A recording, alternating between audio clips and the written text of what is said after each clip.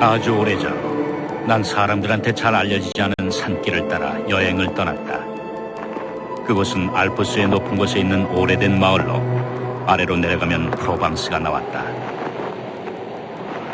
1200m쯤 올라가자 처음 눈앞에 나타난 것은 황무지였다. 땅은 메마르고 야생 라벤더뿐 그곳엔 아무것도 자라고 있지 않았다. 난 그 널따란 황무지를 가로질러 걸어갔다. 그렇게 3일을 걷고 나자 말할 수 없이 쓸쓸하고 황량한 경치가 눈앞에 펼쳐졌다. 난 사람들이 떠나버린 마을에 천막을 쳤다. 준비해온 물은 어제 다 떨어졌다. 물을 찾아야 했다. 버려진 채 뜯겨진 벌통같이 보이는 쓰러져가는 집들이긴 하지만 근처에 샘터나 어쩌면 우물이 있을지도 몰랐다.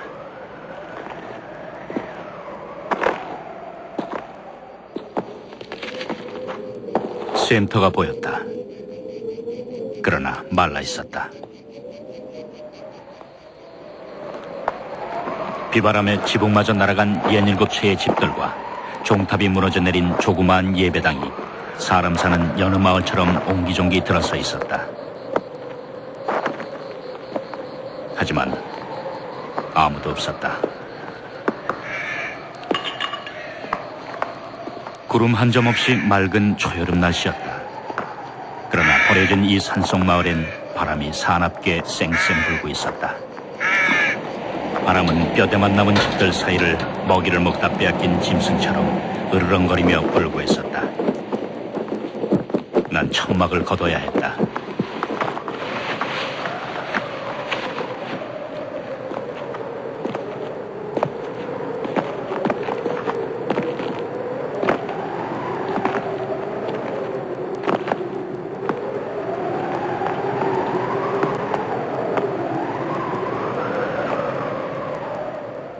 다섯 시간이나 걸었지만 어디에도 물은 보이지 않았다. 아니, 있을 것 같은 흔적조차 보이지 않았다. 어느 곳이나 모두 메말라 있었다. 여기도 라벤더만이 자라고 있었다.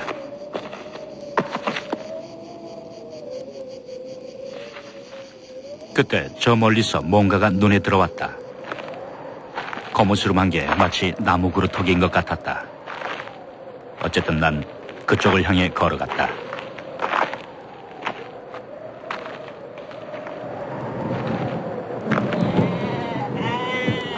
양치기였다.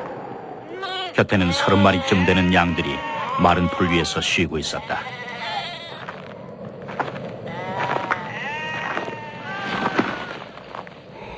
그는 내게 물통을 건네줬다.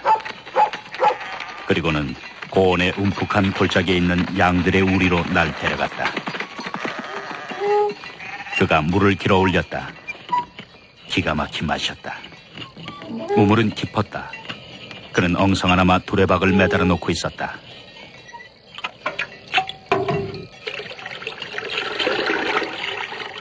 그는 말이 없었다. 혼자 사는 사람들이 대부분 그렇듯이. 그러나 왠지 자신감에 차 있는 사람이란 느낌이 들었다. 하지만 황량한 그곳에선 어쩐지 이상하게 느껴졌다. 그는 오두막이 아니라 돌로 만든 집다운 집에서 살고 있었다. 벽을 보니 그가 이 집을 다시 세우느라 얼마나 고생했는지 알 것 같았다. 지붕은 아주 튼튼해 보였다. 그 위에선 바람소리도 밀려온 파도처럼 잠잠해졌다. 집안은 아주 깨끗했다.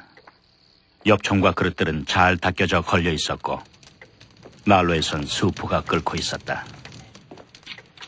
그는 말끔히 면도도 하고 있었다. 그의 옷은 단추 하나 달랑거리지 않았으며 기운 자국이 보이지 않을 정도로 꼼꼼하게 잘 꿰매져 있었다.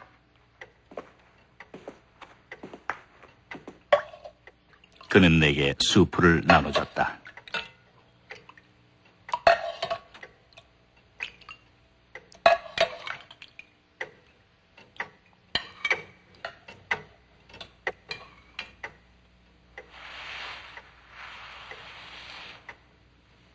식사 후 난 그에게 담배를 권했다. 그는 피우지 않는다고 했다. 그의 개도 주인을 닮아 조용했다. 순하고 얌전했다.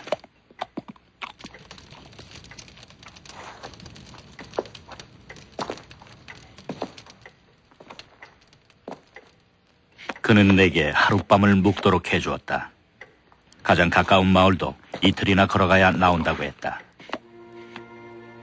그 지역에 드문드문 박혀있는 마을들의 사정에 대해 난 잘 알고 있었다. 길이 끊기면서 나타나는 하얀 참나무 숲속 여기저기에 4-5개쯤 되는 마을들이 산비탈 위로 흩어져 있었다. 마을 사람들은 수출 구워 먹고 살았다. 모두 가난했다. 여름이나 겨울이나 살을 내는 모진 추위는 견디기 힘든 것이었다. 게다가 고립감은 그들의 삶을 더욱 비참하게 만들었다. 탈출구는 없었다. 탈출코자 하는 욕망은 무서운 야망이 되었다. 남자들은 수출 구워 도시로 갔다가 집으로 돌아왔다. 착실하게 살던 이들도 끔찍한 현실 앞에 무너졌다. 여자들은 분노로 가득 차 있었다. 그들은 모든 것에 경쟁을 했다. 수출 파는 것에서 교회에 가는 일까지. 좋은 일이든 나쁜 일이든 더 잘하기 위해, 칭찬이든 비난이든 더 받기 위해 서로 끊임없이 싸웠다. 게다가 늘 바람이 불었다. 바람은 사람들의 정신을 갉아먹었다. 자살하는 사람들, 미쳐서 살인을 저지르는 이들이 전염병처럼 번졌다.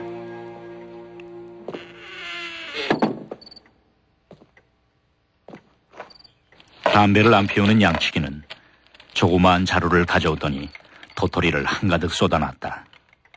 그는 그걸 하나하나 꼼꼼하게 살피면서 좋은 도토리와 나쁜 도토리를 가려내기 시작했다.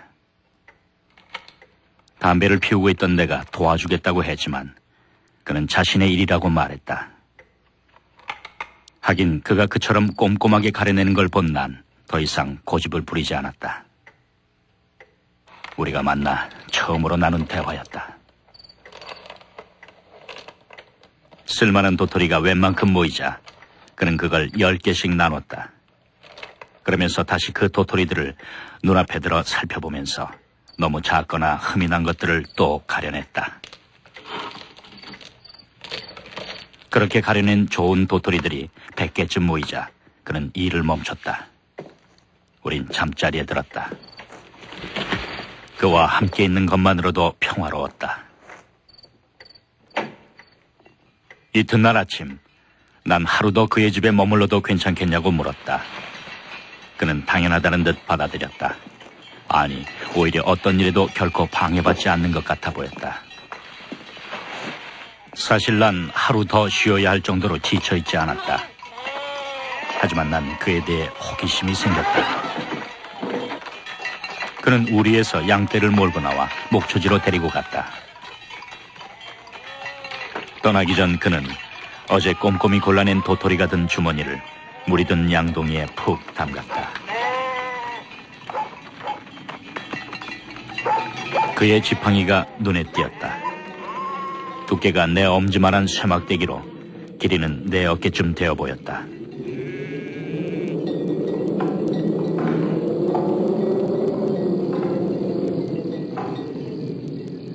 난 느릿느릿 산책하는 척하며 그의 뒤를 따라갔다. 그와 일직선으로 한참 떨어져 걸어갔다. 목초지는 골짜기 아래에 있었다. 그는 양떼를 개한테 맡기고 내가 서 있는 언덕 쪽으로 올라왔다. 날 야단치러 오는 줄 알았다. 그게 아니었다. 그가 가는 길에 내가 서 있었던 것뿐이었다. 함께 가겠냐고 물었다. 봉우리 쪽으로 한참 더 올라가는 곳이었다. 목적지에 다다르자 그는 쇠지팡이로 땅을 꾹꾹 찔렀다. 구멍이 파이자 도토리를 넣곤 다시 구멍을 메웠다.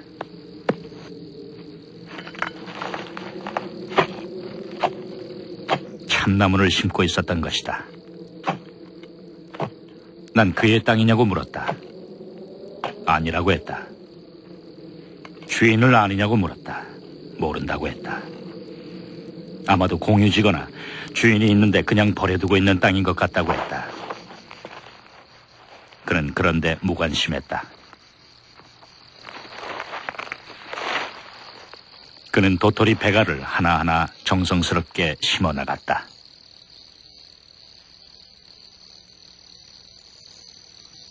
점심을 먹고 나서 그는 다시 도토리들을 가려내기 시작했다. 아무래도 내가 끈질기게 물었었나 보다. 그가 대답해 주었다. 지난 3년간 그는 이 아무도 살지 않는 땅에 나무를 심어왔다고 했다. 10만 그루를 심었다고 했다. 그 10만 그루 중에서 2만 그루가 싹을 틔웠다. 하지만 그 2만 그루 중 절반은 다람쥐에게 갉혀먹히거나 프로방스 특유의 환경 때문에 잃게 될 거라고 했다. 그렇다면 앞으로 1만 그루의 참나무들이 자라나게 될 것이었다. 그 황무지에서 말이다. 난 그의 나이가 궁금해졌다. 50은 확실히 넘어 보였다. 55이라고 했다. 그 양치기의 이름은 엘제아르 부피에였다. 그는 산 아래서 농사를 지었었다. 그게 인생 전부였다.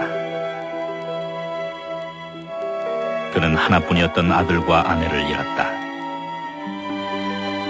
그 후 이외진 곳으로 들어와 양떼와 개와 함께 조용히 살아가는 걸로 만족하고 있었다. 그는 나무가 없어 땅이 죽어가고 있는 것이라고 했다. 그리곤 달리 할 일도 없어서 자신이 이 땅을 살려내보기로 결심했다고 말했다. 미래에 대한 젊은이다운 자기중심적인 생각에서 난 이렇게 말했다. 30년 안에 이 1만 그루의 나무는 아주 커다란 숲을 이루게 될 거라고. 그는 담담하게 말했다. 앞으로 30년을 더 살게 된다면 이 1만 그루 따윈 바닷물에 떨어뜨린 물 한 방울에 지나지 않을 정도로 더 많은 나무를 심어 나갈 것이라고. 그는 진작에 너도 밤나무도 심어두었다. 그것은 벌써 한가득한 묘목장이 되어 있었다. 참으로 아름다웠다. 그는 또 자작나무를 심을 거라고 했다. 골짜기 아래쪽은 땅 위에 습기가 조금 남아있다는 것이다. 다음 날 우린 헤어졌다. 이듬해인 1914년 1차 세계대전이 일어났다. 난 전쟁터에서 5년을 보냈다. 병사였던 난 나무에 대해 생각할 겨를이 없었다.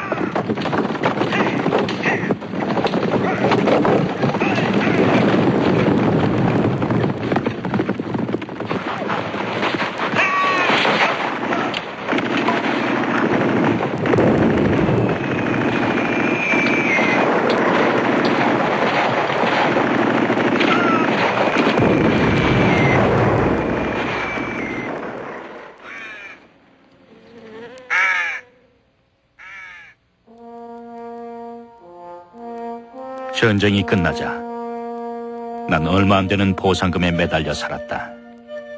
맑고 깨끗한 공기가 그리워 견딜 수가 없었다. 생각만 하고 있다가 어느 날 그 외지고 황량한 곳을 다시 찾아가 보았다. 그곳은 예전 그대로였다. 하지만 멀리 버려진 마을 건너 저 멀리 높은 산등성엔 융단처럼 덮고 있는 회색빛의 엷은 안개가 보였다. 어제부터 난 줄곧 나무를 심던 그 노인을 생각하고 있었다. 참나무 1만 그루라 상상해보았다. 엄청나게 큰 숲이 되었겠는걸. 지난 5년 동안 난 수많은 사람들이 죽는 걸 보아왔다. 엘자르 부피에도 세상을 떠났을지 몰랐다. 하긴 20대 젊은이가 보기엔 50대란 할 일이라곤 죽는 일밖에 남지 않은 나이였으니까.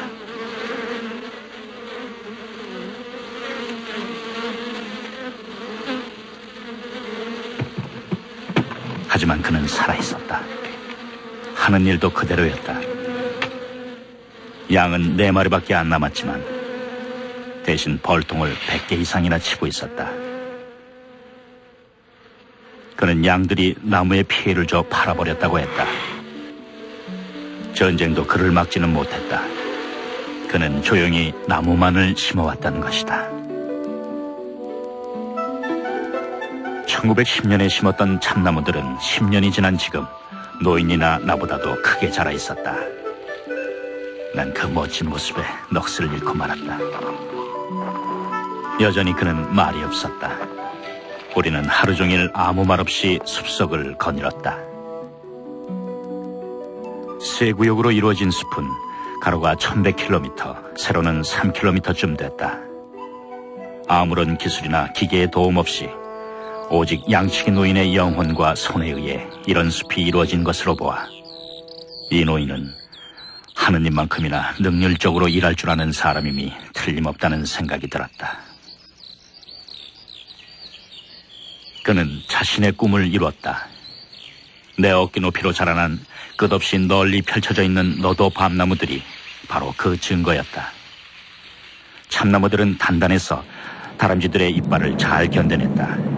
이 숲을 없애려면 프로방스에 넘는 회오리바람이라도 불어야만 할 것 같았다. 그는 자그마한 5년생 자작나무 숲으로 날 데려갔다. 내가 베르당에서 싸우고 있던 1915년에 심은 것들이었다. 땅 표면에 습기가 있을 거라고 그가 생각했던 바로 그곳에 심어져 있었다. 자작나무들은 마치 아이들처럼 부드럽고 씩씩했다. 숲은 자연의 순리를 따라 자라고 있는 것 같았다. 그는 걱정하지 않았다. 그저 꾸준히 나무만을 심을 따름이었다. 마을을 거쳐 아래로 내려가자 물이 흐르고 있는 것이 보였다. 언제나 메말라 있었던 시내였다. 그것은 내가 이 산에 올라와 본 것 중 가장 소중한 숲이 내린 선물이었다. 아주 오래전 이 시내에는 물이 가득 흘렀었다.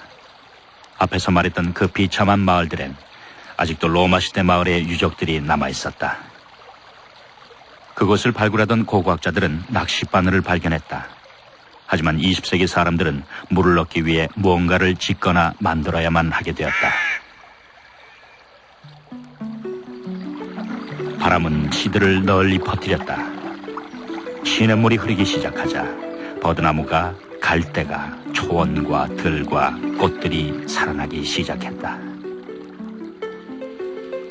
하지만 변화는 아주 서서히 일어나 마치 늘 그래왔던 것 같았다. 산토끼나 멧돼지를 잡으러 들어왔던 사냥꾼들도 어린 나무들이 울창하게 자라고 있는 것을 보았다. 하지만 그들은 땅이 부리는 변덕일 뿐이라고 여겼다. 그래서 노인의 숲은 그대로 있을 수 있었다. 사람이 한 일이라는 걸 알았다면 그대로 두지 않았을 것이다. 하지만 대체 누가 의심했었겠는가? 마을 사람들이나 관리들 중 그 누가 이렇듯 고집스럽게 선한 일을 하는 사람이 있을 거라고 상상했겠는가?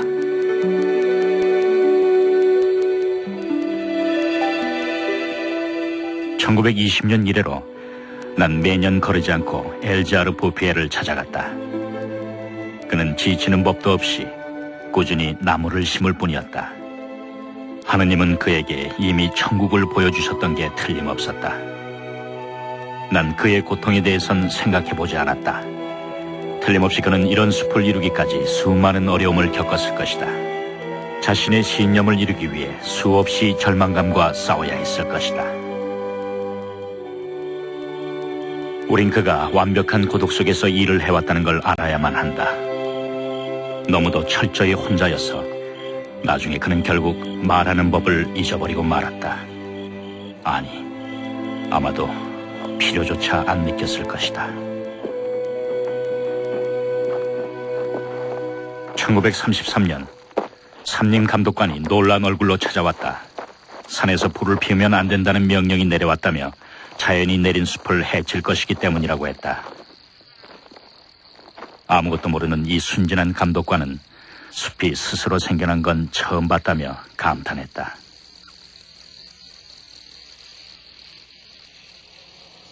(1935년엔) 정부 관리들로 이루어진 대표단이 자연이 내린 숲을 조사하기 위해 찾아왔다. 그들 중에는 삼림부 고위 관리들과 몇 명의 국회의원들, 그리고 전문가들도 있었다. 그들은 의논하고 또 의논했다.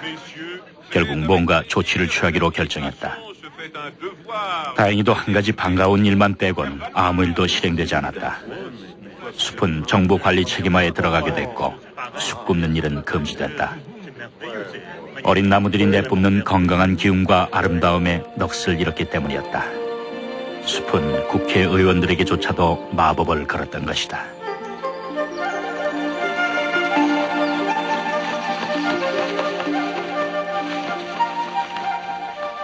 그 정부 대표단 관리 중 내 친구 한 명이 있었다.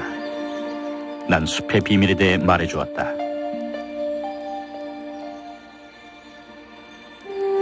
일주일쯤 지나 우린 엘자르 부페를 찾아 산 위로 올라갔다. 그는 일에 몰두해 있었다. 대표단이 들렸던 곳에서 20km쯤 떨어진 곳이었다. 내가 짐작했던 대로 친구는 노인이 하는 일의 소중함을 알아차렸다. 난 노인에게 갖고 간 달걀을 건넸다. 우린 함께 점심을 먹었다. 그리고는 한참 동안 아무 말 없이 주위 경치를 바라보기만 했다.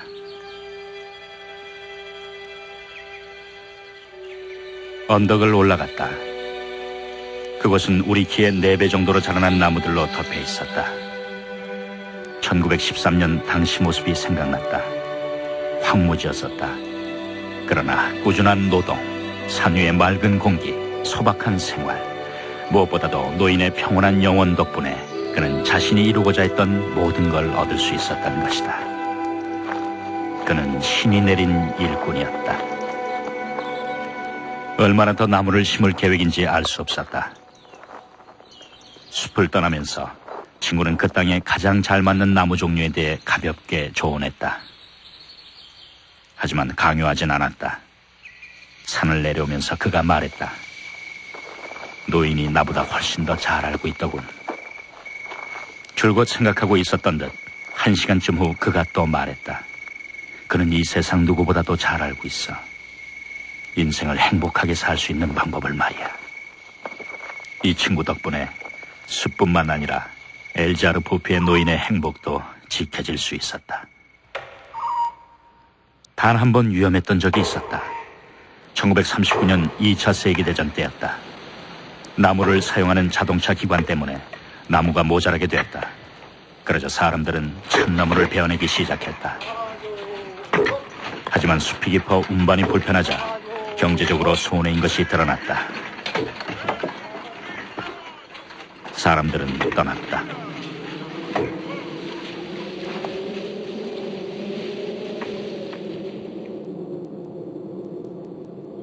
하지만 노인은 아무것도 몰랐다. 1914년에도 그랬다. 이번에도 전쟁이 아랑곳하지 않고 숲속에서 조용히 일할 뿐이었다.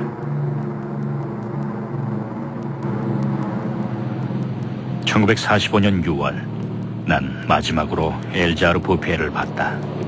그때 그의 나이 87이었다. 난 옛날엔 황무지였던 그곳을 다시 찾아 나섰다. 전쟁이 남기고 간 혼란에도 불구하고 그곳엔 듀랑 골짜기와 산 사이를 오가는 버스가 있었다. 버스가 너무 빨리 달려서 그런 탓인지 내가 옛날에 처음 왔을 때 걸었던 길을 더 이상 알아볼 수가 없었다. 마을 이정표를 보고 나서야 비로소 그토록 황량했던 바로 그곳에 내가 와 있다는 사실을 깨달았다.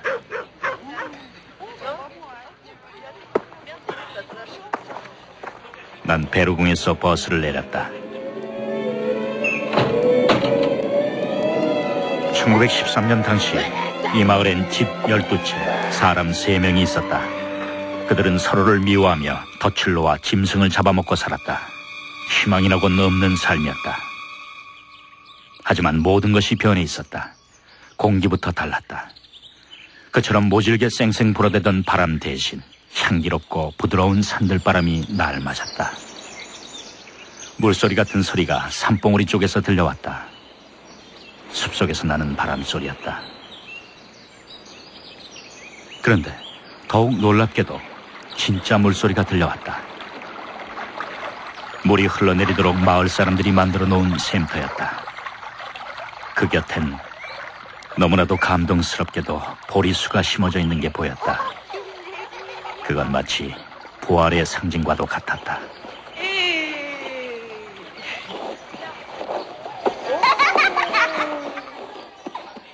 베르공 여기저기 재건을 꿈꾸며 마을 사람들이 시작한 일들이 눈에 띄었다. 희망이 다시 살아난 것이었다. 잿더미는 치워지고 부서진 담들이 다시 지어지고 있었다.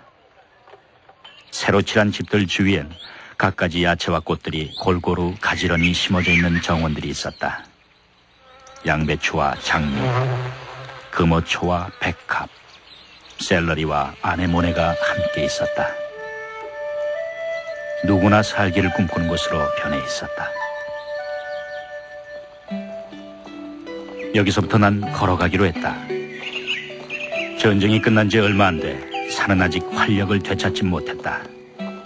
하지만 죽어있던 산은 다시 살아나고 있었다. 산비탈 맨 아래쪽엔 호밀과 보리가 가득 자라고 있는 조그만 들판이 보였다. 산골짜기 사이론 파릇파릇한 풀밭이 보였다.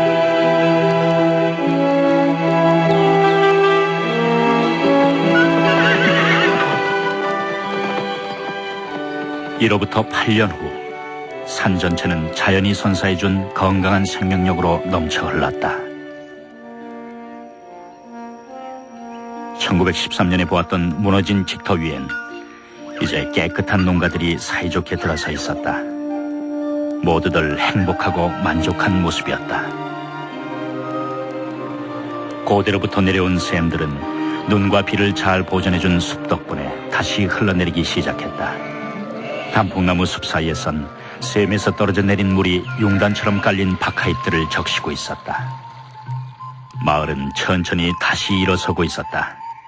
비싼 땅값 때문에 평야지대에서 옮겨온 사람들이 마을에 젊음과 활기, 모험심을 가져다 주었다. 거리마다 소박한 시골 생활의 맛을 알게 된 사람들의 건강하고 티없는 웃음소리가 가득했다.